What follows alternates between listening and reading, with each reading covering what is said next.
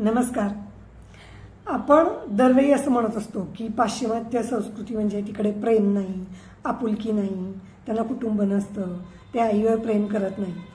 पण या सगळ्या गोष्टी मला आता खोट्या वाटतात.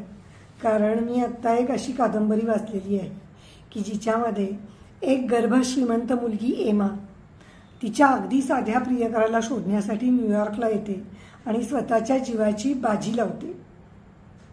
आणि तिला आधी कळलेलं असतं की असं असं तो गेलेला आहे, पण तरीही तिचं आतलं मन तिला सांगत असतं की नाही, तो जिवंत आहे. म्हणून ती न्यूयॉर्कला येते. आणि या कादंबरीत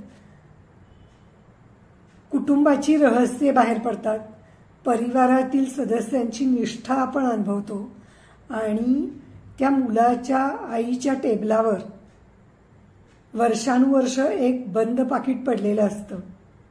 तर त्या बंद पाकिटाचा प्रदीर्घ प्रवास आणि त्याचं चित्तथरारक वर्णन याचा जर अनुभव घ्यायचा असेल तर तुम्हाला वाचायलाच हवं.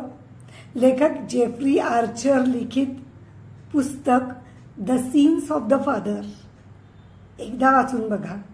आणि पाश्चिमात्य लोकही त्यांच्या सगळ्या भावना जपतात हे जाणून घ्या. आणि वाचत तर राहाच, पण स्वतःची काळजी घ्या. नमस्कार.